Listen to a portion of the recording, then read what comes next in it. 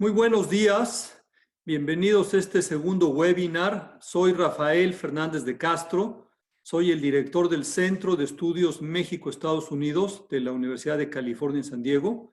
Este es, como les decía, nuestro segundo webinar a nombre de mis compañeros Stefano Bertozzi, el director de Alianza UC México, y de Jaime Sepúlveda Amor, el director del Instituto de Ciencias de la Salud de la Universidad de California en San Francisco. Les damos la más cordial bienvenida a este webinar en que vamos a hablar justamente del cierre parcial de la frontera y sus repercusiones económicas en el tránsito y desde luego también en los migrantes, como decimos, de sus repercusiones humanas.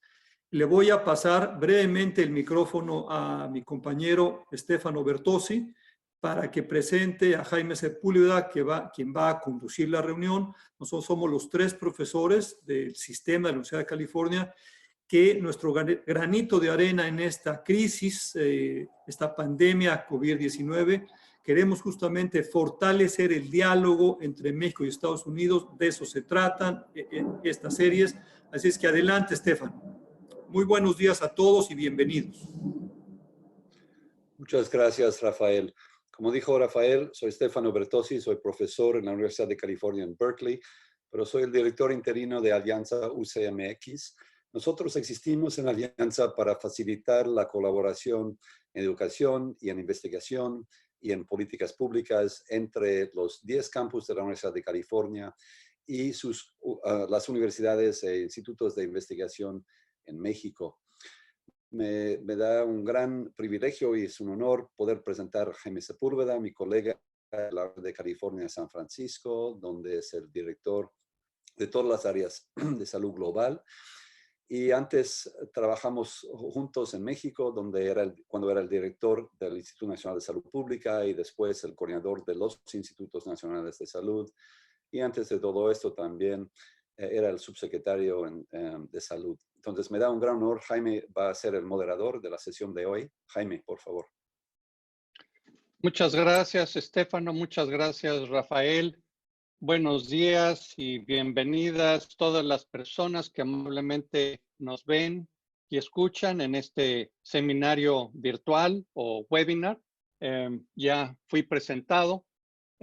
Los tres profesores de Berkeley, UC San Diego y UC San Francisco tenemos el mayor interés en establecer una comunicación regular, semanal, con auditorios en México para monitorear la situación de la enfermedad del COVID-19 y sus implicaciones en diversos órdenes de nuestra sociedad, la economía, nuestro sistema de salud. Esta es la segunda emisión de nuestro webinar. Normalmente tendrán lugar los días viernes a esta misma hora. El día de hoy el tema es implicaciones del cierre parcial de la frontera, dos dimensiones, económica y humana. De tal suerte que tendremos un programa que podrán ahora ustedes ver en sus pantallas, en donde tenemos dos paneles con muy distinguidos panelistas. Un primer panel que se enfocará en la dimensión económica y de negocios y un segundo panel con la dimensión humana, el impacto entre los más vulnerables que son los migrantes.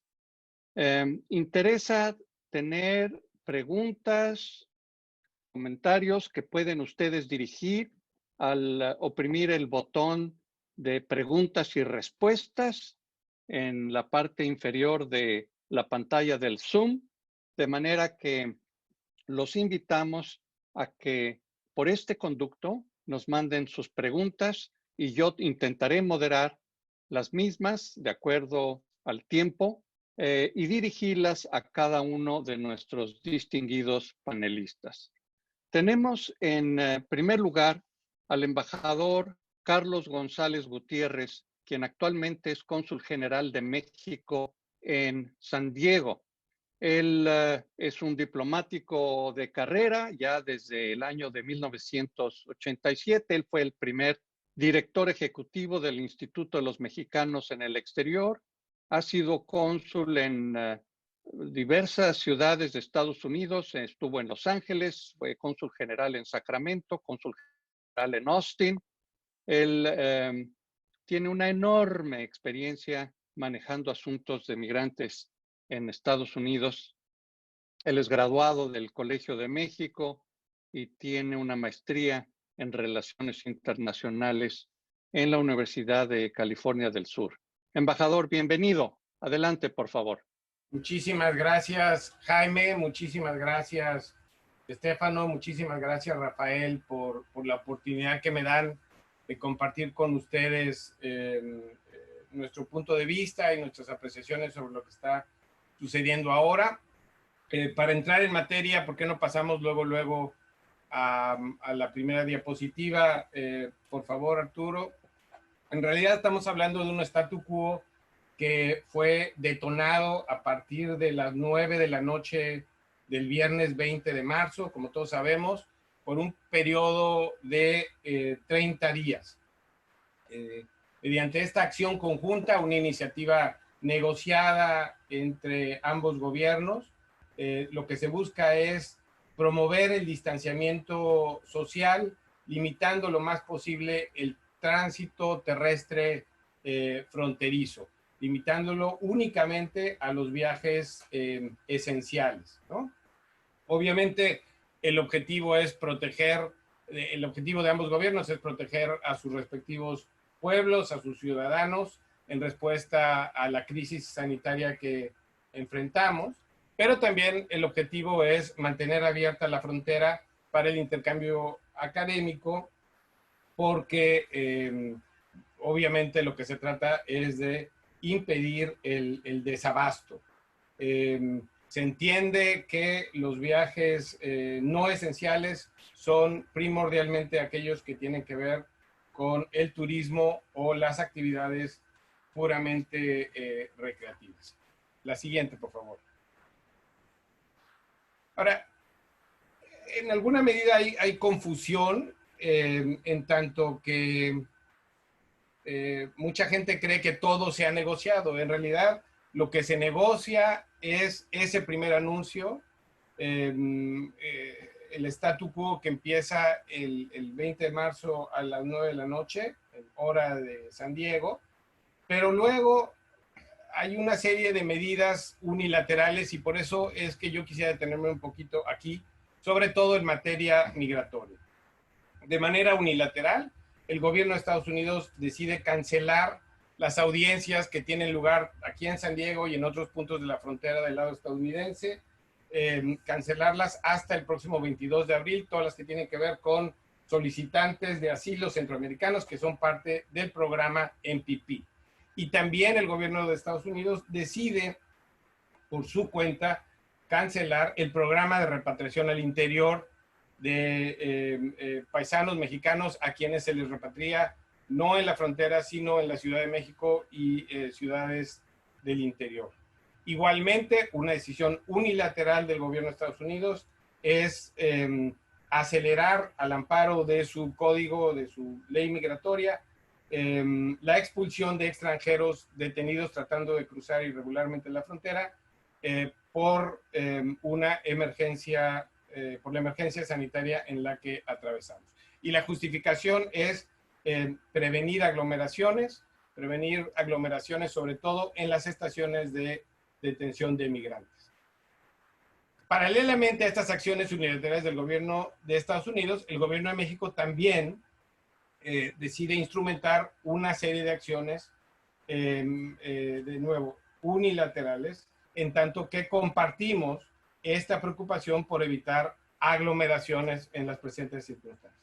Lo primero que se hace, lo hacen nuestros compañeros del INAMI, nuestros agentes migratorios, es ampliar horarios y en común acuerdo con las autoridades migratorias de Estados Unidos, ampliar los puntos de internación mediante los cuales los migrantes pueden ser retornados a México en forma expedita.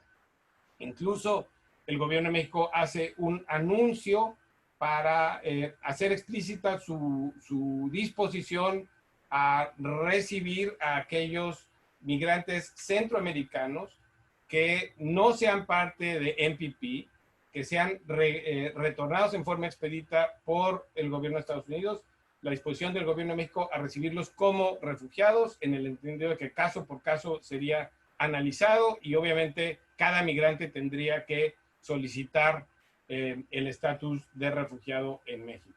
Hemos visto algunas notas a partir de estos anuncios en donde se exagera el número de casos que estarían en esta situación. Quizás yo quisiera aprovechar esta oportunidad para aclarar que en realidad, sobre todo en la frontera entre California y Baja California, estamos hablando de un número relativamente pequeño de casos de centroamericanos que no son parte de MPP y que podrían acogerse al estatus de refugiados en México. Estamos hablando desde el viernes a las 9 de la noche hasta ayer a las 5 de la tarde de 88 personas que fueron expulsadas de manera expedita, 83 son mexicanos, 5 son centroamericanos. Estamos hablando de 88 personas expulsadas a México, retornadas a México de manera expedita. No confundirlas con el flujo natural de mexicanos que son repatriados por ICE. Por ejemplo, toda la gente que sale de la cárcel y es deportada a México, es un promedio en los últimos días de 30 personas diarias, obviamente todos ellos mexicanos. O sea, en total en estos 5 días, 150 por la vía regular, vía ICE, la mayoría provenientes de centros de detención, y 88 por la vía de expulsiones expeditas. Una segunda acción unilateral por parte del gobierno de México, pues es que tanto el consulado como el INAMI vigilamos que se respeten los arreglos locales de repatriación en la medida de lo posible en estas circunstancias, sobre todo en lo que tiene que ver con personas vulnerables. Por ejemplo, los menores, bueno, pues eso sí, no pueden ser retornados a México de manera expedita, tiene que ser a través de nuestra oficina en San Isidro.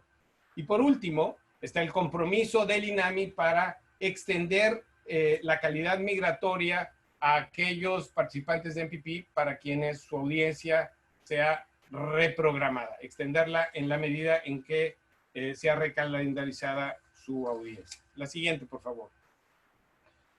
¿Cuáles son los resultados a la fecha? Bueno, yo creo que el más importante, podemos dar fe de ello, es que el transporte de carga no ha sido afectado. Así también todos hemos sido testigos de la dramática reducción en los flujos. En el caso de sur-norte se ha reducido en promedio 70%, tanto vehículos como peatones. Si comparamos el fin de semana anterior, el único en que ha transcurrido bajo el presente régimen, con cualquier otro fin de semana regular. También lo que hemos visto es que cada país cuenta con una infraestructura de control fronterizo muy distinta. Nosotros hemos puesto énfasis en estaciones de salubridad administradas por autoridades de salud que forman parte de las estaciones migratorias de control migratorio que son muy evidentes del lado mexicano en los pasos peatonales, en los aeropuertos, en CBX, que también están en el cruce de vehículos en San Isidro, pero son menos evidentes, pero ahí están. Ese ha sido nuestro énfasis.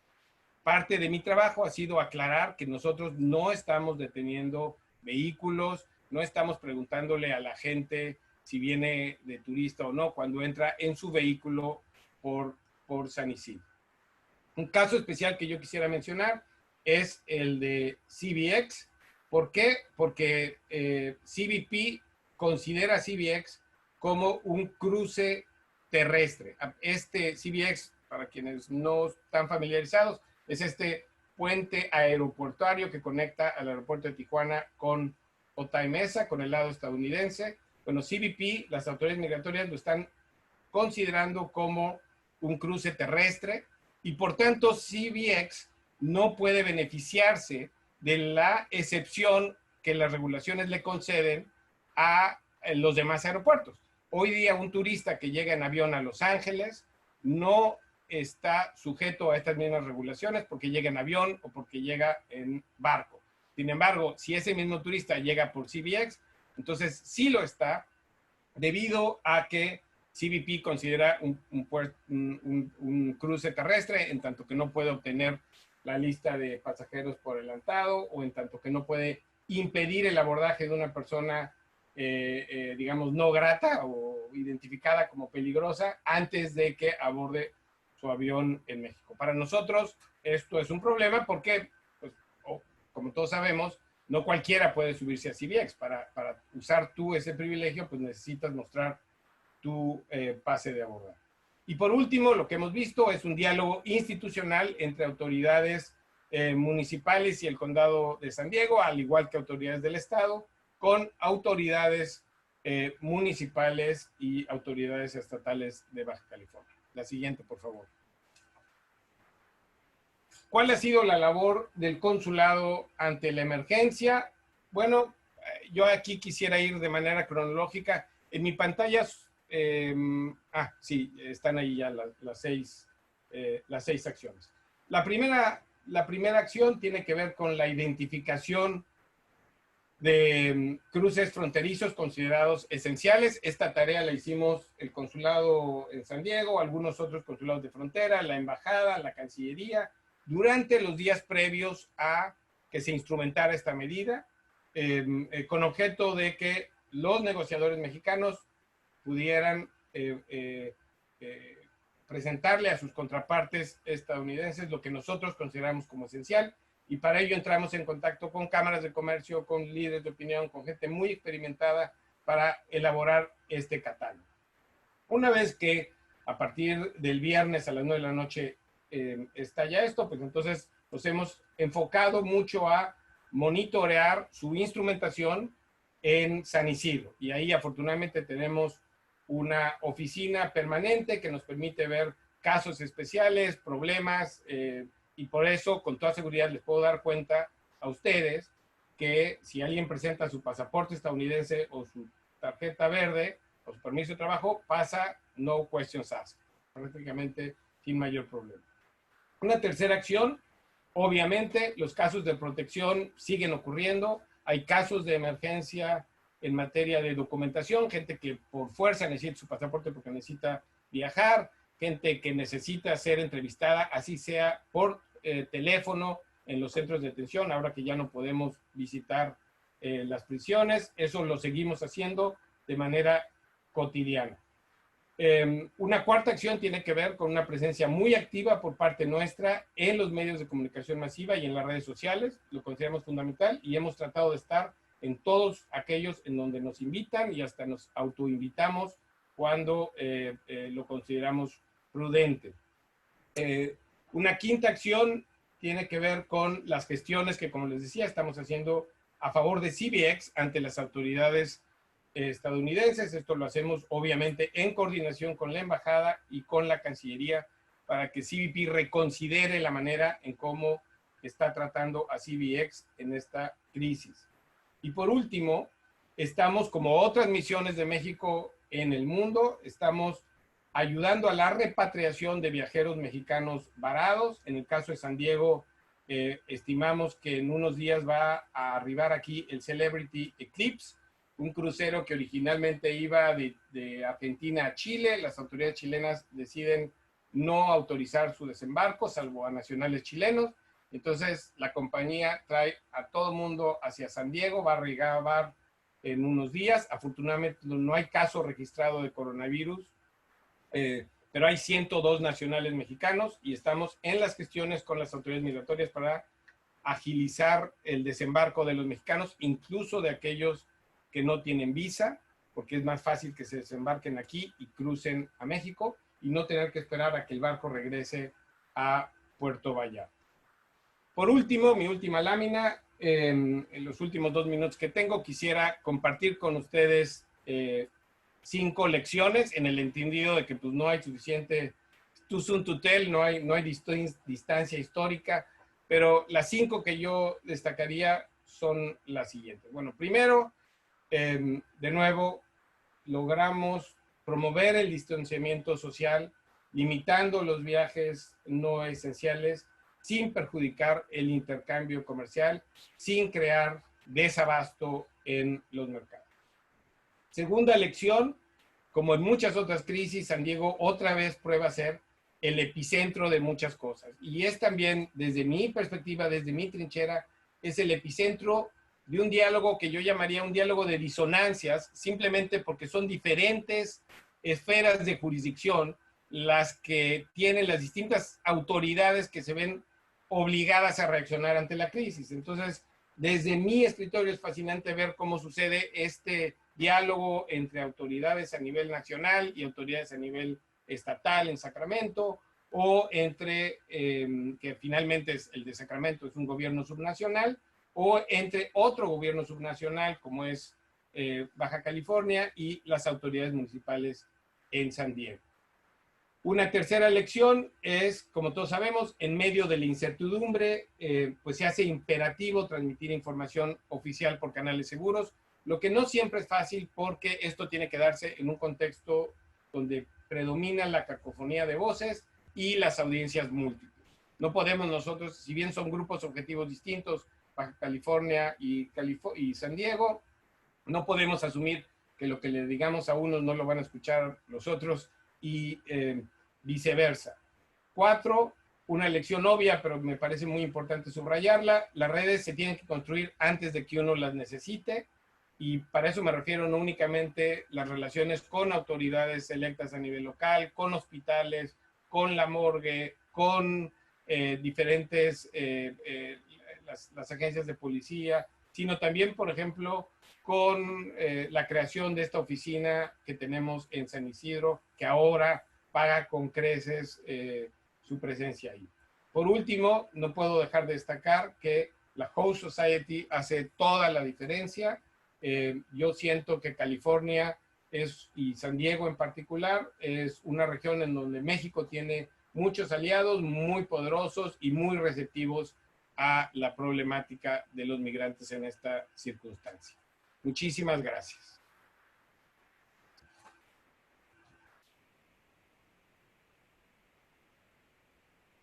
Jaime, estás en mute. Muchas gracias a nuestro invitado especial, el embajador Carlos González Gutiérrez, por su clarísima y sucinta exposición. Ya tengo como moderador algunas preguntas para él que manejaremos hacia el final de esta sesión. Les recuerdo, después de la presentación de nuestro invitado especial, tendremos 2 paneles, uno sobre la dimensión económica y de negocios y otra sobre la dimensión humana entre los más vulnerables, cuál es su impacto en los migrantes. Es el tema central de nuestra conversación el día de hoy. Tenemos ahora a Gustavo de la Fuente como panelista del primer panel. Gustavo es director ejecutivo de Smart Border Coalition, que es una organización que aboga por flujos más eficientes de personas y de carga por las garitas. Gustavo es oriundo de Nogales, tiene licenciatura y posgrado en Relaciones Internacionales por la Universidad de Stanford, una maestría de negocios por la Universidad de Harvard. Bienvenido, Gustavo. Muchas gracias, Jaime, y gracias también a Stefano y a Rafael por organizar esta reunión. No sé, Arturo, si puedes poner ahí las primeras. Gracias. Nos vamos a la primera. Nosotros, a lo que decía el cónsul general González, la verdad es que sí estamos muy satisfechos porque se evitó un cierre de la frontera, que debe de quedar muy claro que hay restricciones, pero se ha evitado el cierre, que es muy importante para la zona. Seguimos preocupados, sin duda, en parte porque hemos visto reacciones muy distintas al brote del virus en Tijuana y en San Diego. Cada ciudad respondió en forma distinta, a pesar de que somos parte de la misma mancha urbana. Y ciertamente un poco también lo que decía el cónsul, no hemos aún dimensionado todas las implicaciones que va a tener esto, no solamente en nuestra frontera, sino a lo largo de toda la frontera México-Estados Unidos.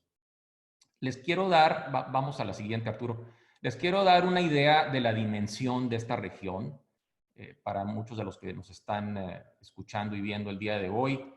Quiero decirles que el Producto Interno Bruto de esta región, San Diego-Tijuana, es casi la 1/4 parte del PIB de todo el país, de México. La verdad es enorme, 265,000 millones de dólares. Tenemos aproximadamente 300,000 cruces diarios, direcciones norte y sur, y estamos hablando de esto del 30% de todas las personas que cruzan la frontera México-Estados Unidos en un solo día. Entonces, representamos una porción muy grande de los cruces. Tenemos 4 puertos fundamentales, San Isidro y el Chaparral, es la garita más antigua, casi las 2/3 partes de todos estos 300,000 cruces suceden por ahí todos los días. Otay con el 27%, Tecate con el 5% y ahora Cross Border Express, que nuevamente es el puente que comunica al lado americano, en la mesa de Otay al Aeropuerto Internacional de Tijuana, con el 3%. Y yo creo que también es importante destacar la carga. La carga en esta zona es enorme. Es la número 2 a nivel nacional, con 51,000 millones de dólares el año pasado, el 16% pues, de toda la carga del país. Sabemos que Laredo, los 2 Laredos representan pues una parte importantísima del cruce de carga, el 37%. Con esto les doy una idea más o menos de lo que está pasando en la región en términos económicos. Arturo, la siguiente, por favor. Aquí les estoy mostrando la garita de San Isidro antes del, digamos, del 21 de marzo, cuando entraron en vigor las medidas que tomaron los 2 países. Son filas de espera puede ser desde media hora hasta 2 o 3 horas, dependiendo del carril que uno tome. Vamos a la siguiente, Arturo. Ese es el antes. El después, esto es el martes de esta semana. Es una foto no 100% nítida, pero si se fijan, hay muy poca afluencia allí a los carriles, salvo 3 o 4 de ellos. Entonces es un cambio brutal. La siguiente foto, por favor. Aquí vamos a ver que los carriles del centro y del lado derecho, que son supuestamente los más rápidos, pues definitivamente en este caso pues están vacíos casi, ¿no? Del lado izquierdo ven ustedes una fila allí del tráfico en general, que no, en este caso no fue de más de media hora. Siguiente, una más les mostramos para que vean ustedes dónde termina esa fila. Es inaudito esto, esa fila es de 10 minutos. Entonces, vamos a la siguiente. Esto les da una idea de los cambios fundamentales. Hemos tenido una reducción en los cruces desde un 70 hasta un 85% en las garitas de la región. La carga, como veremos con otro panelista, ha tenido poca afectación. Vamos a la siguiente, por favor. Ahora les quiero hablar un poco de los impactos posibles en la economía de San Diego y en la de Tijuana. No voy a darles datos estadísticos al 100% porque mucho es cambiante, como ustedes lo saben, pero sí les puedo hablar de posibilidades. Si continuamos con este número reducido de cruces, si se encrudece el virus, el coronavirus y los efectos, pues hay más gente que va a quedarse en casa, que no va a salir, negocios que van a cerrar. Entonces, para darles una idea, en el caso de San Isidro, que es una población pequeña de 30,000 habitantes, cuando uno cruza de Tijuana a San Diego, en la temporada alta le puede representar hasta 8 millones de dólares en ventas en un solo día. ¿Sí? También por la parte del empleo estimamos nosotros que hasta 50,000 personas cruzan de lunes a viernes a trabajar en San Diego. O sea, es gente que vive en Tijuana. La derrama potencial de toda esta gente, suponiendo que se les pague el salario mínimo del lado americano, son un poco más de 104 millones de dólares cada mes, lo que equivale a 1,250 de millones anualmente. Claro, esta es una situación drástica en caso de que de plano tuviéramos casi un nulo cruce diariamente por el recrudecimiento del virus. En el caso del turismo, México es un componente muy importante. El turismo es un pilar de la economía de San Diego junto con industria militar y de innovación. Casi 5 millones de visitas el año pasado y casi el 10% de todo el ingreso turístico del condado de San Diego el año pasado.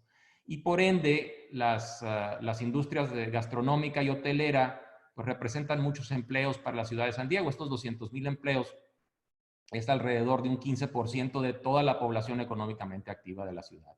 Vamos ahora al caso de Tijuana. Arturo, la siguiente. Tijuana se ha caracterizado durante ya algunas décadas por una industria maquiladora y de exportación pujante. Hay alrededor de 685 establecimientos IMEX, casi 250,000 de empleados, o sea, casi el 30% de toda la población económicamente activa de Tijuana. Entonces eso les da a ustedes una dimensión y además esa gente gana entre 17 y 18 millones de dólares mensualmente.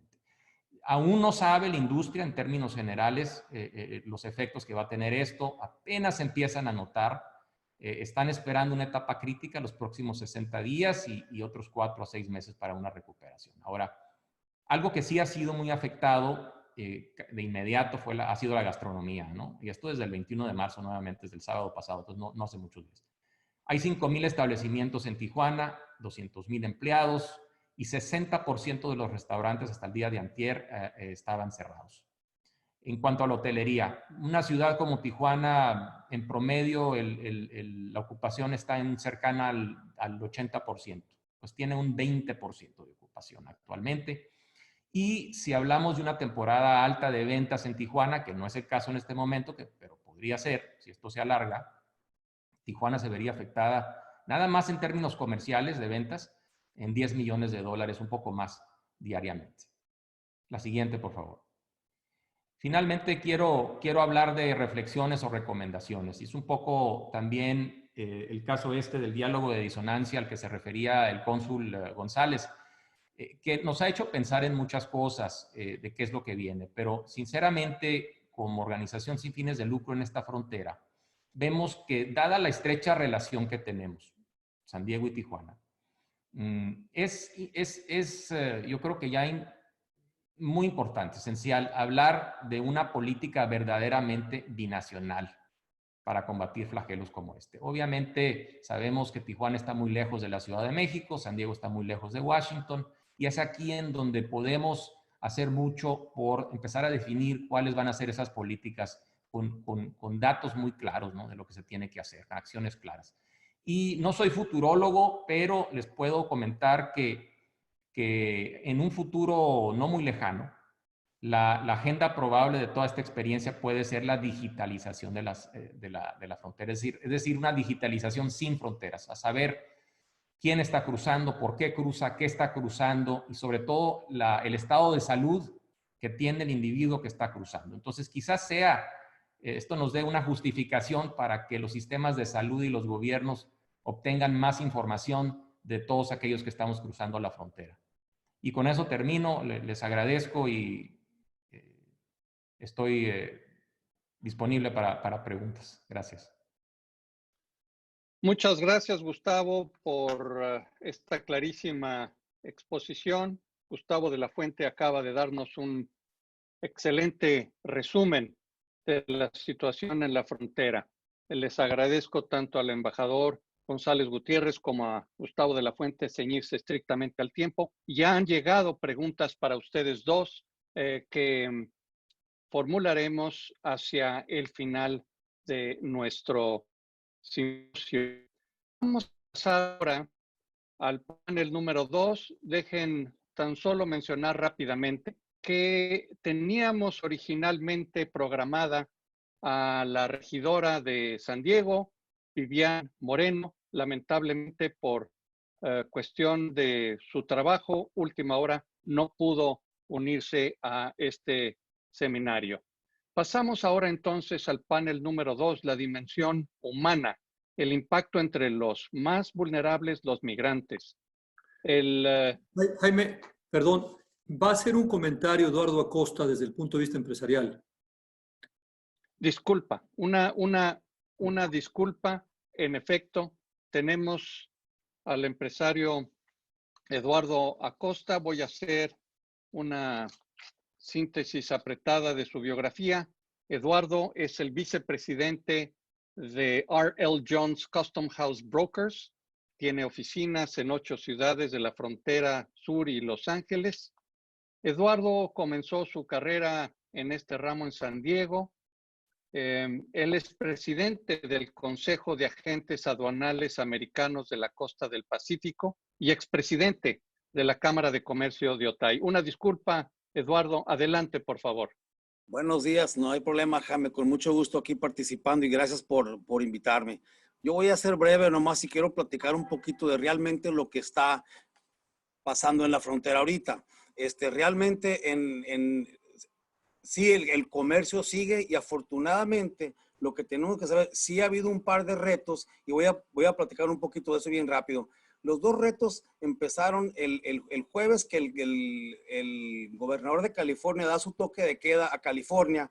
Ahí empezó el reto número 1. Obviamente, al pedirle a todos los residentes de California que se queden en sus casas, sí mencionaron que todo lo que era comercio, todo lo que era la industria, supply chain, todo eso continúa y tenía que continuar. No nomás lo permitían, sino era esencial para que la economía del país continúe y no se vea tan afectado como se va a ver afectada eventualmente. Entonces, el primer reto fue platicar con todos los clientes, colegas, compañeros de la frontera en industria, asociaciones, para que sepan que podían ir a trabajar, podían ir a sus oficinas, a las bodegas, porque mucha gente pensaba que se tenía que quedar en casa. Hubo una muy mala comunicación y se aclaró eso. Ese fue el primer reto, de que las empresas en California, en toda esta industria, podían continuar. 2. Entonces, luego viene las restricciones del presidente al cruce fronterizo. Obviamente, lo que es non-essential travel lo iban a reducir, ya lo vimos, pero siempre mencionando que lo que nunca se iba a afectar era el comercio. Las aduanas inmediatamente sacaron sus avisos de que los horarios eran iguales, inspectores, horarios, todo se iba a respetar. Excelente. Lo único es ahí que entonces empieza la duda, para que lo que mucha gente no sabía, para que el comercio siga y cruce, no nomás es los ciudadanos, los residentes, hay muchos ciudadanos mexicanos que participan en la cadena de suministro y para poderla continuar tienen que seguir participando, pero les daba miedo, no estaba claro, pero si veíamos la lista de excepciones a lo que sí podía continuar, pues todos los que trabajaban en plantas de manufactura, maquiladoras, podían seguir trabajando, podían seguir cruzando y en hecho pueden seguir cruzando. El lunes fue un día un poquito complicado porque mucha gente tenía miedo cruzar. Ya nos dimos cuenta que la aduana está cooperando con los dos países, con toda la industria para que toda esta gente siga cruzando. Un mexicano que trabaja en una maquiladora, que quiere cruzar a San Diego para revisar mercancías, para ver unos técnicos entrenar a otros, sí pueden cruzar. Un agente banal mexicano que viene a revisar mercancía, siendo mexicano, sí puede cruzar. Un chofer que deja su camión en la noche en San Diego porque el horario de la aduana no le permitió regresar a Tijuana la noche antes, puede cruzar en la mañana por su camión, regresarlo y que continúe la cadena de supply chain.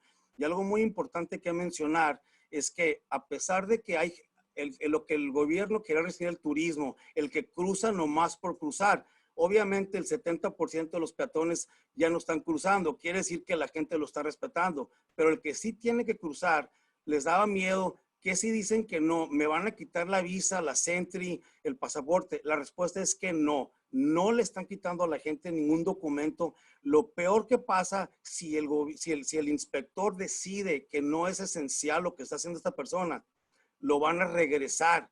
Es todo. Y aunque es muy difícil decirle esto a una persona que no es ciudadano, que puede pedir hablar con un supervisor si él cree que su caso es justificado, se puede hacer. Y la verdad que los supervisores los están escuchando.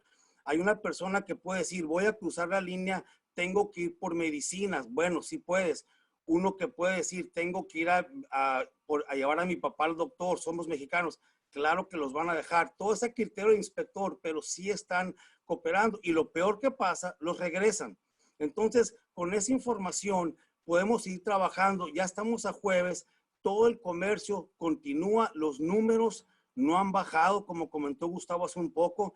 Sí hay un poquito menos movimiento, pero en general fluye porque hay empresas que están trabajando ahorita más que nunca por la situación.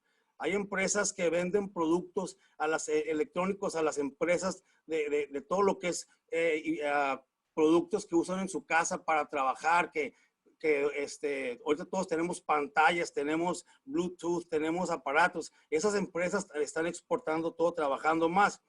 Toda la empresa médica que está en esta región está trabajando muchísimo más y tienen más técnicos, productos nuevos. El gobierno ha facilitado, quitando ciertas restricciones para importar guantes, mascarillas. Entonces, todo eso mantiene la economía activa en la región, todo eso. Y parte de todo eso es, obviamente, pues tenemos que todos sin tener mucho cuidado de no infectarnos.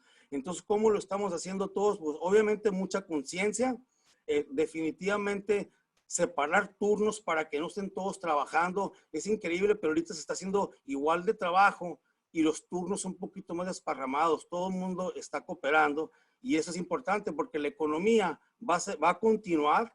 Y otra cosa muy importante, el presidente está hablando de reactivar la economía. Entonces, vienen más retos porque no podemos bajar la guardia, tenemos que seguir cuidándonos y a nuestros empleados, las familias de los empleados sin sacrificar. Pero si se reactiva la economía, como dice el presidente, para el domingo de Pascua, pues vamos a tener, la gente puede pensar que, pues no hay problema, ya todo está bien. No, los médicos y la industria médica sabe que esto no está normal y todavía nos falta, pero sin embargo, la economía no puede seguir sufriendo a largo plazo. Y obviamente esta industria es clave. Tenemos que tener mucha conciencia de cuidar todo lo que es la cadena de suministro. Lo que sí hay que evitar es fake news. Desgraciadamente, muchísima información se está pasando a través de las redes sociales que no es cierto. Todas las aduanas están abiertas, diario se está hablando, todo el mundo está trabajando. Afortunadamente, esta economía sigue activa y tenemos que participar en eso, pero tenemos que tener conciencia. Yo creo que por mí, eso es lo que quería comentar, es lo que está pasando ahorita en las fronteras, bodegas ocupadas, comercio, transportistas, muy ocupados ahorita, y esperemos que así siga y que sin un brote local de algún virus o algo, pero yo creo que por el momento ese es lo que yo quiero comentar, lo que tipo boots on the ground, lo que realmente está pasando. Es una frontera dinámica y sigue dinámica y la gente está respetando los cruces. Muchas gracias, Eduardo Acosta, presidente del Consejo de Agentes Aduanales Americanos, por esta descripción tranquilizadora sobre la situación en el momento actual. Vamos a pasar ahora al panel número 2. Estoy consciente del tiempo. Tendremos 15-20 minutos para abordar el segundo panel y también dar respuesta a las preguntas que continuamente están llegando para los panelistas. Voy a presentar ahora a Rafael Fernández de Castro, quien es director del Centro de Estudios México-Estados Unidos, profesor de la misma universidad. Él cuenta con una maestría en políticas públicas y un doctorado en ciencias políticas. Adelante, Rafael. Gracias, Jaime. Quiero aprovechar y agradecerle, están escuchando esto, metidos en esto más de 300 personas. Le quiero agradecer al staff de nuestras 3 universidades, el trabajo que han hecho para esto. Muchas gracias a nuestros equipos, muy bien organizado. Y a nombre de Jaime, de Estefano y su servidor, muchas gracias. Estoy viendo muchas preguntas sobre el tema de salud. El próximo viernes vamos a hablar de salud. Hoy estamos hablando de economía y justamente del cierre de las fronteras. Arturo, ¿me pones mi presentación, por favor? Yo quisiera empezar señalando, yo de lo que voy a hablar, ya hablamos, digamos, vimos un punto de vista empresarial, un punto de vista del cónsul que nos explicó. Lo que yo voy a hablar es cómo este cierre parcial de las fronteras está afectando al migrante, es decir, al que llega a la frontera para pedir asilo o al migrante que sigue llegando a la frontera para tratar de cruzar sin documentos. Y mi título creo que es muy elocuente, es el COVID-19, es decir, la pandemia es la joya de la corona de la política antimigrante de Trump, porque Trump, desde que llegó a la Casa Blanca con su equipo, ha tratado de cerrar completamente la frontera para migrantes y esto le está permitiendo hacer porque efectivamente está reduciendo totalmente la entrada de los migrantes indocumentados y también está cancelando temporalmente la petición de asilo, lo cual no se había hecho en Estados Unidos en los 40 años que lleva este proceso de asilo. La siguiente, por favor, Carlos. Entonces, yo voy a explicar justamente eso. Voy a ordenar mi presentación con base a 3 preguntas. Primero, ¿qué significa el cierre parcial de la frontera para los migrantes? Como bien dijo Carlos González Gutiérrez, esta es una medida unilateral, esto no es lo que se negocia entre México y Estados Unidos. Todo lo que aprovecha Trump para hacer, y justamente lo anuncia el secretario de Salud de Estados Unidos, vamos a cerrar la frontera para que no vengan migrantes y vayan justamente a contagiar. Bueno, nada más que hay que decir que en ese momento, cuando se anuncia la medida el viernes pasado, en Estados Unidos había más de 16,000 gentes ya positivos y en México y en Centroamérica había 204. Entonces, la verdad de las cosas es que el contagio no viene de sur a norte, sino de norte a sur. Y en todo caso, los que conocemos las relaciones México-Estados Unidos sabemos que cuando hay un problema en Estados Unidos, hay un problema en México y viceversa. Hay una gran interdependencia y bueno, pero así son las cosas.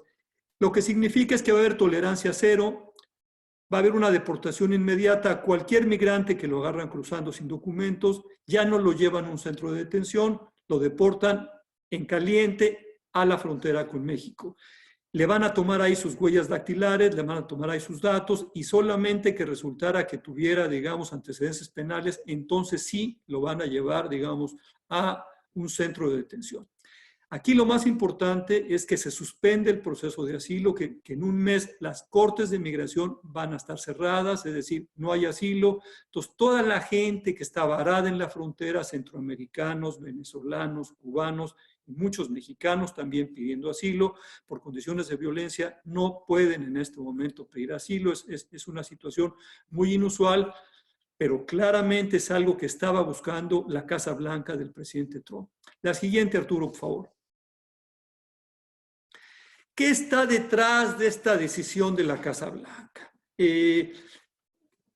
Ahí hay una foto de Steve Miller, que es justamente el gran asesor de Donald Trump, es este joven de 36 años que bueno, está aprovechando justamente su puesto de senior advisor del presidente Trump para justamente cerrar por todos lados el tema de la migración a los Estados Unidos. Siguiente, por favor.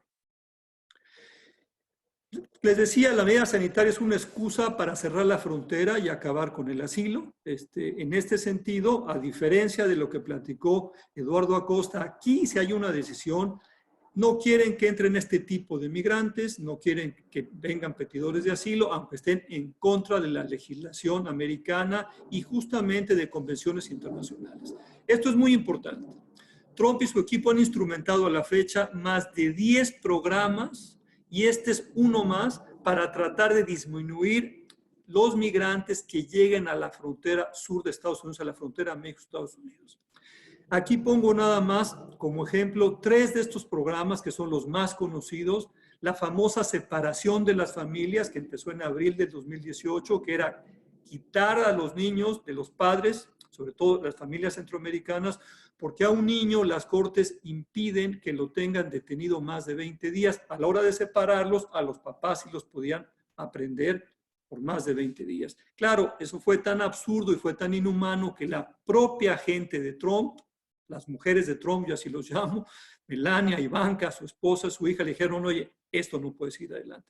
Luego tuvimos en el verano de 2018, unos meses después, esto que se llama conteo, metering, es decir, Estados Unidos le dice a la autoridad mexicana todos los días a cuántos puede procesar y se forma una cola del lado mexicano, que ahorita la cola, ahorita vamos a ver los números, anda como en 15,000 migrantes esperando en las ciudades mexicanas que sean procesados en Estados Unidos. Ahora esto va a ser mucho más tardado. Y otro muy importante que son los protocolos de protección al migrante o Quédate en México, que fue lo que firmó, lo que acordó el gobierno de Trump con el gobierno de Andrés Manuel López Obrador en enero, y pongo la fecha de mayo porque en mayo es cuando se empezó a utilizar realmente el Quédate en México enormemente. Es, digamos, a la resolución que llegaron cuando Trump en mayo decide o amenaza a México con ponerle aranceles.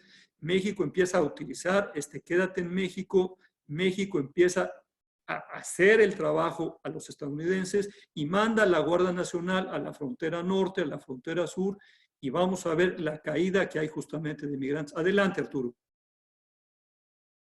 Aquí está justamente, digamos, estas son las detenciones en la frontera por la patrulla fronteriza, y como verán ustedes, es interesante, la línea azul son familias y niños, los otros son adultos, y vean ustedes el pico enorme que hay en mayo del año pasado. Eso es lo que hace que Trump reaccione y le exige a México, amenaza a México con imponer aranceles, y México ahí empieza, digamos, cambia su narrativa al 100% de un vengan, queridos centroamericanos, aún ahí les va la Guardia Fronteriza, y vean el resultado tan importante como cae estrepitosamente ese flujo, que llegó, digamos, a más de 100,000 en el mes de mayo, y eso hubiera, digamos, de haber seguido esos números, pues para Trump era muy oneroso, porque él todo el tiempo ha estado diciendo lo que queremos son menos migrantes, de este tipo de migrantes pobres. Ya no repito sus palabras, porque ha sido, la verdad, pues sumamente bully en el tema de migración con Centroamérica y con México. La siguiente, por favor, Arturo. Lo que está haciendo Estados Unidos, es la manera de entenderlo, está exportando el problema a las ciudades fronterizas mexicanas. Es decir, son las ciudades fronterizas mexicanas, Tijuana, Ciudad Juárez, Matamoros, Nuevo Laredo, las Piedras Negras, las que tienen que velar justamente por esos migrantes esperando, estando en estas listas de espera. Y vean ustedes dónde están las listas de espera. De los 15,000 que están en las listas de espera, tenemos a 9,000 en Tijuana, es decir, es enorme el número en Tijuana, y hay algo ahí muy importante, que ahora, digamos, esto ha sido muy efectivo, el Quédate en México ha disuadido a los centroamericanos, y lo interesante es que ahora en esta lista de espera hay muchísimos mexicanos, el 76%, esperando asilo del lado de México.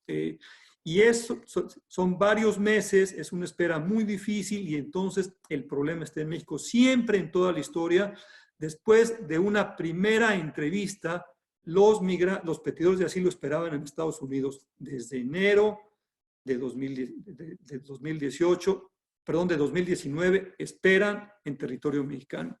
Es muy importante señalar, fíjense ustedes qué gran cifra, 62,000 han sido regresados a través del programa Quédate en México, y de esos 62,000, una tercera parte, 20,000, están esperando en las ciudades mexicanas. La espera es de más, la mayoría familias, casi todas familias, la mayoría esperan 8 meses. Ahora con este cierre de las cortes migratorias, la espera puede ser enorme, y evidentemente hay mucha responsabilidad y hay mucho rezago y hay mucho estancamiento, y ahora desde luego hay el problema justamente del contagio del COVID-19. Adelante, por favor. Tercera pregunta, y con esto termino para ser muy breve. ¿Qué implicaciones tiene esto para la relación bilateral? Digamos, el cerrar la frontera casi totalmente para los pedidores de asilo y para los inmigrantes. Yo diría, digamos, que va a ser muy importante esto adelante, Arturo, la siguiente. Seguramente va a haber una recesión muy profunda en México y en el Triángulo del Norte Centroamericano, es decir, en Guatemala, en Honduras y desde luego en El Salvador. Las economías de México no iban bien, hay que aceptarlo. Es el mismo caso de las centroamericanas. Entonces, ¿qué va a pasar? Si se profundiza la crisis, vamos a tener una situación muy complicada, porque entonces justamente el factor de expulsión migratoria va a ser muy fuerte en Centroamérica y en México. Es decir, lo que no había pasado en México es que había tanta fuerza de expulsión, puede volverse a fuerza de expulsión, y puede ser muy complicado, porque si hay mucha fuerza de expulsión en el Triángulo Norte Centroamericano, se quiere decir que vamos a tener muchas gentes, más de las que han estado llegando al territorio mexicano, Hay que recordar que el año pasado México tuvo un salto enorme y 70,000 migrantes pidieron asilo en México. Entonces, ese es un salto enorme, porque el año anterior fueron como 5,000. Entonces, vamos a ver qué sucede, pero esta es una de los posibles, digamos, no puedo prevenir el futuro, como bien decía Gustavo, pero claramente esto representa momentos muy duros económicos para México y para el Triángulo Norte Centroamericana. En México no tenemos los recursos que los hay en Estados Unidos, que ayer vimos cómo el Congreso autorizó miles de millones de dólares de apoyo Con eso no contamos en nuestra región latinoamericana, entonces muy probablemente se va a profundizar la recesión. La siguiente, Arturo. El otro tema que me tiene muy preocupado y que creo que a todos nos debe preocupar es la pandemia. Es probable que haga estragos en la población migrante en la frontera y esta podría ser cerrada indefinidamente. No me voy a referir al tema de la salud, a eso se va a referir Yetza. Y simplemente para cerrar, yo diría, ¿qué podemos hacer? Ayer Jaime Sepúlveda en la preparación nos preguntaba, ¿qué recomendaciones harían? Yo diría, digamos, habría que buscar justamente, habría que cabildear el tema de México en Estados Unidos. Tenemos muchos aliados, como bien lo decía el embajador Carlos González Gutiérrez, tenemos que buscar a nuestros aliados y explicar en Estados Unidos que en esto, en las malas como en las buenas, estamos unidos. Entonces, es muy importante mantener la frontera abierta por muchos temas, por temas de abasto, por temas de cadenas de producción. Entonces, me parece, digamos, que hay que cabildear Washington, pero el tema regional es muy importante, el tema de California es muy, muy importante. Entonces, yo hasta ahí la dejo. Muchísimas gracias y simplemente acabo con una fotografía. Esta es una fotografía de un campamento en Matamoros, Tamaulipas, de un campamento de gente, de migrantes que están esperando sus audiencias migratorias. En este campamento hay entre 1,500 y 2,000 gentes y evidentemente, digamos, el escenario está puesto para que el virus haga estragos en una población con esas condiciones de vida. La naturaleza de la comunidad migrante sin documentos y que espera asilo en las ciudades fronterizas mexicanas es de mucha hacinación, de estar mucho juntos. Jaime y yo lo vivimos, fuimos a un albergue hace unos 6 meses y veíamos que en un cuarto había 36 personas enfermas. Entonces, eso puede realmente causar estragos y le doy la palabra, te regreso la palabra, Jaime. Muchas gracias por su atención. Muchas gracias, Rafael Fernández de Castro, director del Centro de Estudios México-Estados Unidos en la Universidad de California, San Diego. Ahora vamos a darle la palabra a la doctora Yetza Borges. Yetza es médica por la Universidad Autónoma de Metropolitana, con una maestría en Salud Pública de la UNAM y un doctorado en Epidemiología del Instituto Nacional de Salud Pública. Ella es investigadora actualmente en el Colegio de la Frontera Norte. Bienvenida, Yetza. Gracias. Buenos días a todas y a todos. Si me ponen la presentación, por favor. Ok, muchas gracias. Bueno, yo me voy a concentrar, yo sí voy a hablar un poquito de salud y voy a hablar de las condiciones de salud de personas migrantes en la frontera norte de México y sobre todo cómo ha afectado o podría estar afectando este cierre de fronteras y la pandemia del COVID-19 a este grupo de personas migrantes. Si me pasan la siguiente, por favor. Entonces, quisiera enfatizar que vivimos en un mundo que deja a millones de personas en la desprotección social, pero que estos millones de personas de cualquier manera tienen sus propios proyectos y tienen sus propias estrategias para buscar las condiciones de vida que requieren, ¿no? Entonces, en ese contexto, las personas han migrado históricamente y seguirán migrando cuando así lo necesitan, de acuerdo con sus proyectos de vida. Y lo que ha pasado con esta situación de, por un lado, de los cambios en las políticas migratorias que ya mencionaba Rafael, y podría pasar más aún con estos cierres de fronteras asociados a la pandemia, es justamente que estos proyectos migratorios de las personas se han estado viendo interrumpidos y entonces tenemos a estos miles quizá de personas que quedan atrapadas de alguna manera en el lado sur de la frontera, en las ciudades de la frontera norte de México, y que pues necesitan tener acceso a diferentes tipos de servicios y a diferentes condiciones, entre ellos los servicios de salud.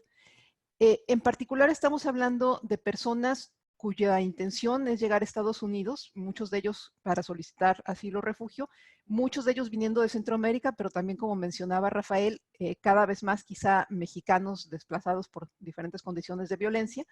Y tenemos también la situación de los mexicanos devueltos por las autoridades migratorias de Estados Unidos, que si bien podrían quizá internarse hacia otras regiones de México.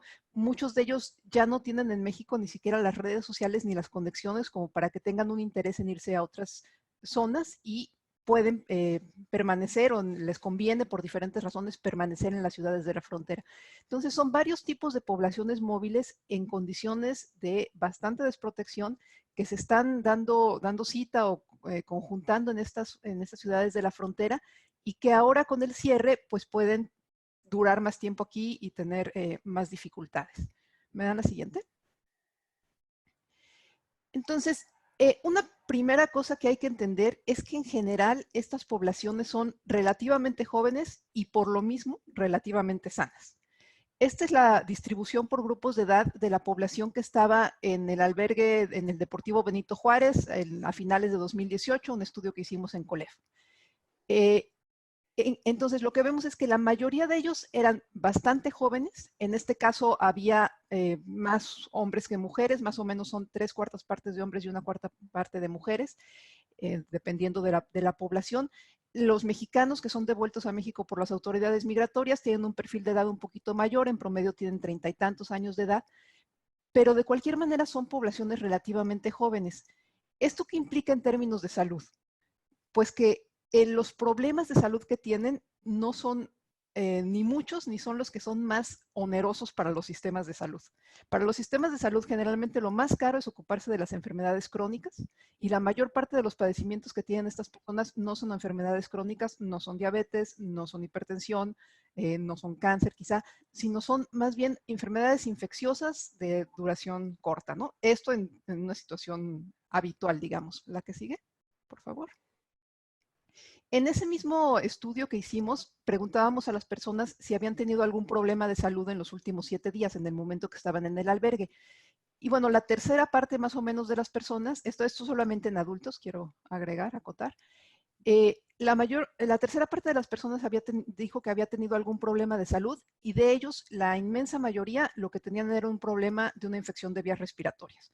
Esa encuesta se levantó en noviembre de 2018, en ese momento estaba circulando posiblemente influenza, otros virus respiratorios. Entonces, lo que había básicamente eran gripes de diferentes tipos, que lo interesante a mí me parece de resaltar es que es un tipo de padecimiento que debería ser sencillo, que debería tener pocas consecuencias y que sin embargo en estas condiciones había pues una epidemia justamente de esta situación, como se han estado dando después periódicamente en los albergues para migrantes epidemias de varicela.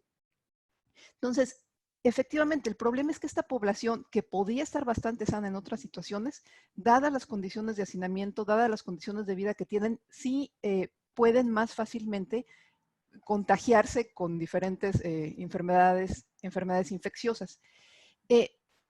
Por otro lado, el acceso a los servicios de salud para estas personas ha sido tradicionalmente limitado. En todo el mundo el acceso a los servicios de salud para las personas migrantes es limitado, pero aquí lo que sucede es, cuando estaba todavía vigente el Seguro Popular, se implementó un sistema en el que se les daba un aseguramiento por 90 días, el cual servía para algunas cosas, pero no servía para todas, no era realmente una acción eficiente para cubrir los problemas de salud de las personas migrantes. Y ahora con el cambio que se está dando, la transición hacia el INSABI, en principio deberían tener acceso libre y gratuito a todo tipo de atenciones, pero eso en la práctica todavía no está implementado. Y entonces el resultado es que en este momento los servicios de salud a los que tienen acceso las personas migrantes han estado dependiendo básicamente de los servicios que proporcionan las organizaciones de la sociedad civil en los mismos albergues, los grupos de voluntarios que están visitando los diferentes albergues y los servicios de urgencias de los hospitales generales, por ejemplo, el de Tijuana, o en otras ciudades de la frontera es similar. Entonces, se está haciendo un uso excesivo y quizá incluso innecesario de servicios de urgencias, pero porque no hay otras vías de acceso fáciles a la atención en salud, y al mismo tiempo está recayendo la atención de estas personas mucho en las organizaciones de la sociedad civil.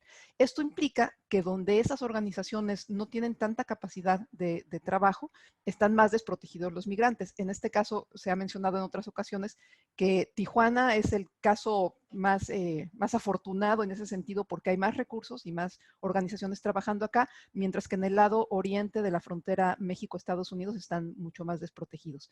Pero entonces el punto es que están accediendo a servicios de salud de una manera que depende mucho, casi de caso por caso, de conexiones personales que les permiten acceder a algún servicio. Y esto pues dificulta mucho la atención, ¿no? La que sigue, por favor. Ahora, ¿qué pasa en una situación de pandemia? El Reglamento Sanitario Internacional tiene una serie de lineamientos. Entre ellos dicen que los estados que son parte o que son, firmaron este Reglamento Sanitario Internacional, deberían tener medidas sanitarias aplicables en la frontera común de territorios contiguos de diferentes estados. Pero en general el énfasis que se hace en estas medidas sanitarias aplicables se refiere a control de la transmisión de las enfermedades infecciosas. Hay realmente muy pocas medidas que se tomen en conjunto considerando esta condición de los territorios contiguos que tengan que ver con el cuidado a la salud de las personas que se están moviendo a través de esos territorios. Entonces, esta visión de que el movimiento de personas a través de las fronteras es más un riesgo para la salud, es más un vector de transmisión de enfermedades, sigue permeando muchos de los planes que se hacen sin que se vea tanto el lado de personas que pueden tener necesidades de atención y que al estarse moviendo entre dos países, entre dos regiones o entre los dos lados de la frontera, requerirían que hubiera una serie de estrategias al respecto, ¿no? Entonces, en el caso de la frontera México-Estados Unidos, el trabajo de la Comisión de Salud Fronteriza justamente se ha dirigido a esto en muchos aspectos, pero pues es uno de los muchos que se deberían de estar haciendo o que serían posibles, ¿no? En este artículo, que considero que para los que estén interesados en el tema de derechos humanos, salud y migración sería una lectura obligada, la pregunta de los autores es: ¿dónde están los migrantes en los planes de preparación para la influenza pandémica, ¿no? Entonces, muchos países del mundo desarrollaron, entre ellos México y Estados Unidos, obviamente, desarrollaron planes de preparación para pandemias, en particular para las pandemias de influenza. Y como decía hace rato el cónsul, el mejor momento para prepararse es antes de que suceda, el mejor momento de establecer relaciones es antes de que necesites esas relaciones. Y de esta manera, bueno, estos planes de preparación se diseñaron desde antes de que estuviera presente el COVID. Y esos planes deberían de estarse implementando ahora. Sin embargo, esos planes prácticamente en ningún país consideran a las personas migrantes, otra vez no las consideran desde el punto de vista de la atención que van a necesitar. El estudio de estos autores, que seleccionaron aleatoriamente 21 países de ingreso medio y bajo, encontraron que solamente 2 de ellos tenían provisiones para la atención a las personas migrantes. El plan de preparación ante la pandemia de influenza en México de la administración anterior a la actual habla de los migrantes en 2 sentidos. Uno, los considera una de las poblaciones blanco a las que hay que dirigir mensajes. O sea, otra vez, está viendo a las personas migrantes como aquellos que podrían transmitir una enfermedad y por lo tanto requieren una educación en salud para que aprendan a tomar medidas y no se conviertan en vectores de transmisión, ¿no? Esa es una manera en la que se ve a las personas migrantes. Y hay una frase que dice que la protección de las personas migrantes es un derecho y es una responsabilidad. Pero a partir de ahí no se desarrolla y cómo se va a implementar ese derecho y esa responsabilidad. Entonces, tenemos una situación en la que, si bien hay un plan que menciona a las personas migrantes, no hay realmente el detalle en ese plan de qué es lo que se va a hacer para situaciones de personas migrantes específicas, porque entonces tenemos también que no es lo mismo ser un migrante en condiciones regulares, que tiene empleo, que tiene su propia casa y que tiene una serie de ventajas, que ser uno de los migrantes que están en las situaciones como describía la foto que presentó hace rato Rafael Fernández de Castro. ¿Me pasan la siguiente, por favor? Entonces, ¿qué implicaciones tiene ahora sí la pandemia y el cierre de fronteras que se ha dado en estos momentos? La primera que salta a la vista es: tenemos personas expuestas a condiciones de riesgo. ¿Y cómo podemos pedirles a esas personas que guarden la sana distancia y que se laven las manos si están en condiciones de hacinamiento y si pueden no tener acceso a agua, jabón y demás, ¿no? Entonces, los albergues para personas migrantes que se han implementado tanto por parte de la sociedad civil como por parte del gobierno mexicano, tienen condiciones relativamente mejores que las de los campamentos que están establecidos de manera informal. Sin embargo, en muchos de ellos, aún así, no hay la posibilidad de guardar una sana distancia. Quizá de lavarse las manos sí, pero la sana distancia es impensable en esas condiciones, ¿no? Por otro lado, las condiciones de vida que están asociadas al proceso migratorio de estas personas dificultan su atención y dificultan el aislamiento de las personas afectadas y los contactos cercanos. Explico la segunda primero. Estos albergues en muchos casos no tienen la capacidad de, en caso de que se detecte un sintomático caso probable o un caso confirmado de COVID, no hay un sitio donde esta persona se pueda aislar, como señalan las recomendaciones de la Organización Mundial de la Salud o de la Secretaría de Salud de México. Entonces, en ese sentido, tendría que haber una preparación de en dónde se va a aislar a estas personas. Hay iniciativas en otros lugares, por ejemplo, me parece muy interesante lo que han estado haciendo en California para personas en situación de calle, donde se abren espacios especialmente, se rentan hoteles, se rentan cuartos de hotel para que en caso necesario estas personas tengan las condiciones de aislamiento. Hasta donde alcanza mi conocimiento, en México no hay una iniciativa así a nivel gubernamental todavía. Lo que hay son, otra vez por parte de organizaciones de la sociedad civil, esfuerzos de conseguir justamente esto, de rentar espacios donde se puedan aislar personas que dependen de contribuciones voluntarias, de personas individuales o de estos grupos de voluntarios. Por otra parte, la detección de las personas afectadas. Tenemos una serie de indicaciones de los síntomas que están circulando en los medios de comunicación y demás. Varios de nosotros hemos estado tratando de dar esta información a los responsables de albergues, pero no parece haber una política general por parte de la Secretaría de Salud mexicana de acudir a estos albergues con un protocolo de detección de personas afectadas. Y en ese caso, entonces, es posible que se escapen casos y que esos casos a su vez no sean aislados, no sean tratados, tengan problemas en su propia salud y puedan resultar en la transmisión de infecciones. Ahora, el cierre de las fronteras, que hace que los trámites se vayan atrasando, como mencionaban en la presentación anterior, hace que estas personas estén más tiempo en los albergues y entonces aumenten estos riesgos.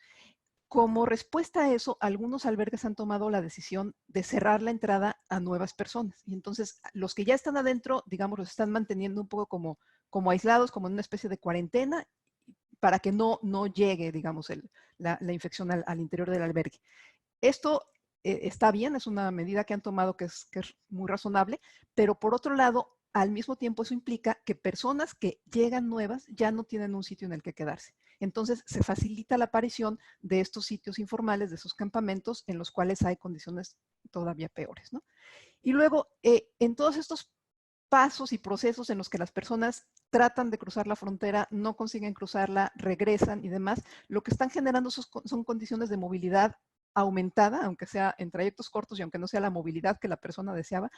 Entonces están habiendo otra vez múltiples contactos entre personas que pueden facilitar transmisiones. Esta situación además está en la frontera norte, pero también se estaría dando en la frontera sur en la medida en que también Guatemala, por lo menos, y Belice más recientemente, también han estado cerrando el paso en la frontera.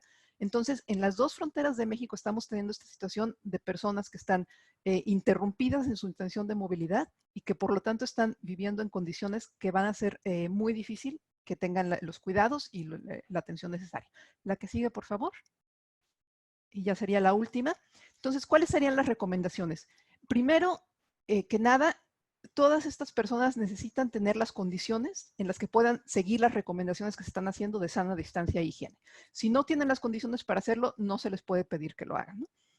Hay que garantizar también que haya condiciones para detección de casos y aislamiento cuando esto sea necesario, de los casos y de los contactos. Se requiere para esto que tanto las unidades de salud como otras áreas relacionadas con esto en las ciudades de la frontera de México cuenten con los recursos necesarios para la atención de personas migrantes. Y ahí creo que se vuelve muy importante otra vez estas relaciones entre el nivel nacional, los niveles estatales, los niveles locales y los dos lados de la frontera, porque si los recursos no llegan a donde tienen que llegar, que finalmente es el campo y es estos sitios en la frontera donde se están viendo los mayores números de personas migrantes en estas condiciones, pues ahí es donde deberían de estar los recursos y donde se deberían de estar aplicando. Y finalmente, en futuros planes de preparación y respuesta, pues habrá que tener mucho mayor detalle de cuáles van a ser las acciones dirigidas a personas migrantes, a todos los diferentes tipos de personas migrantes y de preferencia incluyendo también a representantes de las personas migrantes en la preparación de estos planes, ya que pues ellos son quienes mejor conocen sus situaciones, sus necesidades y mejor podrán ayudar a responder a estas. Muchas gracias. Gracias, doctora Yetza Bojorquez. Muy clara exposición. Gracias a todos los panelistas por ceñirse al tiempo asignado. Tenemos literalmente decenas y decenas de preguntas y comentarios y tenemos apenas 13 minutos para intentar cubrirlas. Lo que voy a hacer es seleccionar algunas de las preguntas dirigidas a cada uno de los panelistas. Haré las preguntas todas de una vez y les pediré entonces reflexionen mientras tanto la respuesta. La pregunta y comentario más común es si podemos compartir estas diapositivas, estas presentaciones. Les recuerdo que estas presentaciones y el video de este webinar estará disponible en la página de UC-MEX de la Universidad de California en San Diego. La liga es usmex.ucsd.edu y también en la cuenta de Twitter USMEXUCSD. También la subiremos a las páginas de Alianza y del Instituto en la Universidad de California, San Francisco. Para Yetza hay varias preguntas. Empezaré contigo, Yetza. Pregunta Hilda Dávila de México. Un espacio privilegiado, la Comisión de Salud Fronteriza México-Estados Unidos para el diálogo binacional. Si puedes comentar qué acciones se están llevando a cabo de manera coordinada. Y pregunta, una vez la hago, Xochitl Castañeda, si puedes explicar, Yetza, los riesgos laborales que son inevitables en ciertas ocupaciones como construcción o agricultura, empacadoras, donde los lineamientos de aislamiento social no se pueden aplicar. Esta es pregunta para Yetza, si la reflexionas. Mientras pregunto a el doctor Rafael Fernández de Castro, ¿dónde están los otros 40,000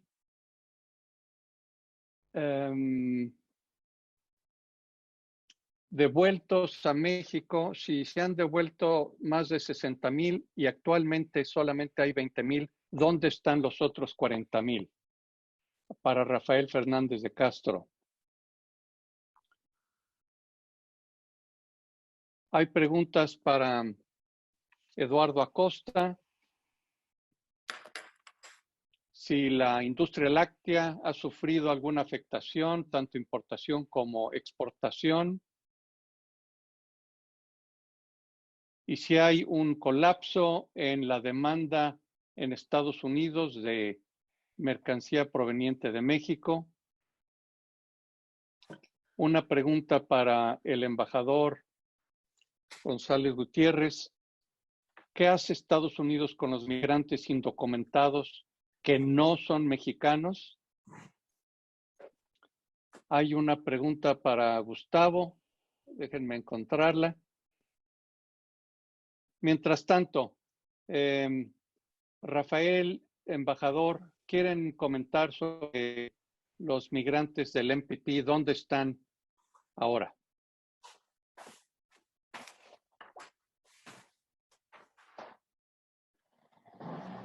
Carlos, adelante, por favor. Ok. Bueno, lo que nosotros hemos visto desde el inicio del MPP es que, aún en tiempos normales, solo se presentaba a la siguiente audiencia el 40% de los convocados, es decir, de los participantes de MPP. Obviamente uno supone que en la medida en que ha transcurrido el tiempo, porque contrario a lo que mucha gente piensa, nunca se resuelve nada en la primera audiencia, sino que tienen que ser varias audiencias, y si uno carece de asesoría legal, como es el caso generalmente, ese porcentaje de falta pues es aún mayor. Nadie sabe con precisión dónde queda un número cada vez mayor de migrantes que simplemente no se vuelven a presentar en la audiencia y ya no están en los albergues. Seguramente algunos tratarán de cruzar y otros se regresarán a sus países y otros permanecerán en México. ¿Qué hace Estados Unidos respecto a los migrantes centroamericanos? Bueno, como decía yo en mi presentación, a partir del viernes pasado los expulsa de manera expedita a nuestro país. En esta frontera nosotros estamos viendo que son muy pocos los centroamericanos en nuestras, digamos, en la frontera. Apenas son 5 contra 83 mexicanos, 5 centroamericanos que han sido expulsados de manera expedita desde el viernes. Respecto a los otros, respecto a los que, por ejemplo, tienen que ser deportados porque ya cumplieron su tiempo en prisión, Estados Unidos los deporta directamente hacia sus países de origen. Muchas gracias, embajador. Rafael. Ya explicó muy bien el embajador esto. Simplemente decir que dónde desaparecieron esos 42,000. Muchos se han regresado a sus lugares de origen, muchos están en otros lugares de la República Mexicana, algunos otros podrían estar en las mismas ciudades fronterizas, pero bueno, es gente que ya desistió y hay un desistimiento. La gente desiste porque saben que la posibilidad de que un juez migratorio los acepte es muy, muy baja. Entonces, la verdad es que ahí están desistiendo, están por todos lados y muchos regresando a sus lugares de origen, y allí es donde la cosa es muy dura, porque efectivamente muchos de ellos vienen huyendo de violencia muy fuerte, y aquí quiero insistir, la violencia no solamente está instalada en el Triángulo Norte de Centroamérica, sino en muchos estados de la República Mexicana. Gracias, Jaime. Eduardo, ¿podrías comentar sobre el tema de productos alimenticios, exportaciones de hortalizas de México a Estados Unidos para los próximos días y meses? ¿Si esto continuará o se someterán a restricciones de parte de Estados Unidos? Adelante, Eduardo. Gracias, muchas gracias. Ese tipo de productos se va a poder continuar importando a Estados Unidos como se está importando ahorita. Obviamente, todo lo que es food supply es mucho más importante ahora que nunca. Entonces, más restricciones no va a haber. Al contrario, se debe facilitar el movimiento, y realmente la aduana no está cambiando las reglas para importar producto. Entonces, realmente ese tipo de producto puede cruzar sin problema ahorita. Se ve un incremento de ese tipo de producto y por todas las fronteras. Y para contestar la otra pregunta, productos mexicanos, que si se ha bajado la demanda en Estados Unidos, todo depende del sector. Por ejemplo, todos los productos electrónicos, computadoras, laptops, todo eso está incrementando porque obviamente todo el mundo está en casa comprándolos para usarlos, etcétera, calculando que van a estar encerrados, pues, puede ser semanas, meses, etcétera, ¿no? Pero también hay productos, por ejemplo, aquel que hace camisetas que vende en una tienda boutique, en un centro comercial, sí le ha bajado el negocio, las ventas. Entonces, ahorita los centros de distribuciones, unos están ocupados con ciertos productos, otros están guardando y llenándose de productos que no se están vendiendo. Todo depende de los cierres que estamos viendo, los restaurantes. Por ejemplo, ahorita muy común en San Diego, todo el que surtía los restaurantes con comida diaria, que aguacates, todo eso, los están vendiendo en mayoreo, en tipo subastas, porque pues están cruzando los aguacates, están cruzando todo el producto y lo están vendiendo, porque pues ¿qué van a hacer con él? Los restaurantes no los pueden comprar. Entonces eso se están afectando, pero la industria y la comunidad pues está correspondiendo y trabajando a través de redes sociales de que esa gente siga vendiendo su producto y exportándolo. Entonces, todo depende de cuál industria, si está afectada o no, pero en teoría todo lo que es alimento sí sigue cruzando sin problemas, sin más restricciones, al contrario, bienvenido y como es parte del supply chain, algo muy importante es que la cadena de suministro, el camión ese tiene que ir a entregar y bien tiene que regresar con producto, es un círculo, entonces todo tiene que seguir, por eso la importancia de que los comentarios de que supply chain must continue to move. Muchas gracias, Lalo. Voy a pedirles un comentario final a Gustavo, a Yetza y pedirle a Stefano Bertozzi si puede cerrar la reunión. Gustavo, adelante. Muchas gracias, Jaime. Pues yo creo que aquí se dieron a conocer algunos puntos de vista en dos áreas muy distintas, la migración y el caso de negocios, pero aquí de alguna forma nos satisface pues, el hecho de que la frontera sigue abierta, sí, con ciertas restricciones a viajes esenciales, pero hay que recordar algo también, que las autoridades del lado americano y del lado mexicano tienen cierto margen, tienen cierta flexibilidad de ver caso por caso. No, aquí no nos metimos en los casos porque pues no tenemos el tiempo, pero viendo muchas de las preguntas son muy específicas, muy detalladas. Sí existe ese margen de acción por parte de cualquier operación, digamos, aduanera del lado americano para personas y pasajeros. Y del lado mexicano, bueno, pues seguramente se están tomando ciertas medidas. México ya pasó a la segunda fase, pero a mí me da mucho gusto que grupos como estos nos estemos reuniendo para hablar de los temas. Sí tuvimos que dar ciertas estadísticas para que el auditorio entienda la dimensión que tiene esta región, pero por otro lado sabemos que a pesar de que somos digamos, son poblaciones contiguas, ¿no? Una mancha urbana, como yo lo decía, hay muchas cosas que tenemos que resolver conjuntamente. En lugar de necesariamente hablar o hablar únicamente acerca del problema o del desafío, hay que enfrentarlo con hechos. Y afortunadamente está empezando a funcionar el diálogo entre las autoridades del lado americano y del lado mexicano. Un poco tarde, pero está empezando a funcionar. Sin embargo, en el caso de los migrantes, pues allí hay una serie de retos que tenemos. Hay faltantes allí, como lo decía Yetza y como lo comentaba también Rafael. Entonces, sí hay mucho trabajo que hacer a nivel fronterizo, a nivel ciudades vecinas como San Diego y Tijuana y el resto de las ciudades a lo largo de la frontera México-Estados Unidos. Pero nuevamente agradezco yo al panel y a Jaime, a Stefano y a Rafael por organizar la reunión. Muchas gracias, Gustavo. Por favor, Yetza.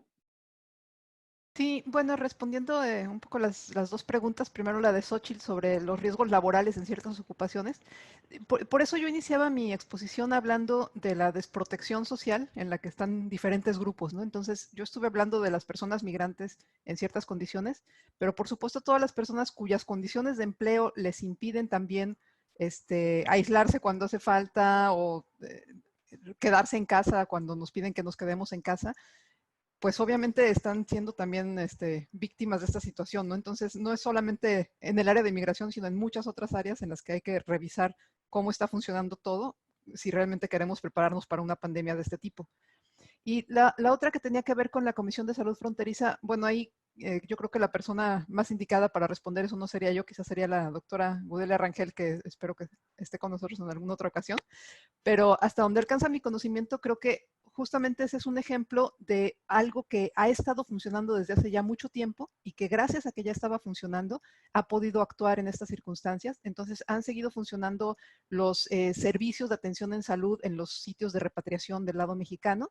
Y tengo entendido que ahí se está pensando en abrir instalaciones en algunos sitios en el lado mexicano, justamente para permitir que personas que están siendo regresadas a México con este cierre de frontera puedan permanecer en buenas condiciones en esas instalaciones. Entonces, ojalá que eso suceda. Gracias. Gracias, Yetza. Un último comentario por parte del doctor Stefano Bertozzi. Muchas gracias, Jaime. Primero, gracias a los panelistas y también a todos los participantes, más que 200 que están ahorita en línea. Ya no tenemos tiempo hoy, pero sí hemos leído todos sus comentarios y preguntas y sí vamos a tomarlas en cuenta para la próxima, que va a ser próximo viernes a las 10 de la mañana, hora de California, a las 11, a las 10 horas de California, no sé si cambia ya el horario en México o no, antes del viernes próximo. Les pido que en el chat ahorita pueden agregar sugerencias para los que ustedes quieren escuchar en el próximo o los próximos webinars. Por favor, que nos dan las sugerencias ahí, podemos verlos. Y también quiero mencionar que parece muy rápido cada semana un webinar, pero cada 3 días se están duplicando el número de casos en Estados Unidos, cada 5 días ahorita en México. Entonces tenemos que correr para llegar al punto de estar adelante de esta epidemia y no atrás. Hoy en la mañana reportaron de Nueva York que ya están usando respiradores para 2 pacientes al mismo tiempo. Ya tienen camión en Queens donde se están guardando los cadáveres. 13 murieron en un solo pequeño hospital ayer. Entonces, ya llegó a este continente lo que ha estado pasando en mi país de nacimiento, en Italia, en Bérgamo, en esos lugares. Entonces, sí es hora de ponernos todas las pilas que podemos y proteger, por lo menos, como escuchamos hoy, nuestra zona fronteriza, pero mucho más allá, la colaboración entre California y México para frenar y minimizar el impacto tanto en salud como económico de esta pandemia. Muchas gracias a todos. Gracias, Stefano. Gracias a Rafael. Gracias a todos los panelistas, al público que pacientemente nos ha seguido. Nos vemos el próximo viernes. Muchas gracias por su atención y hasta la próxima.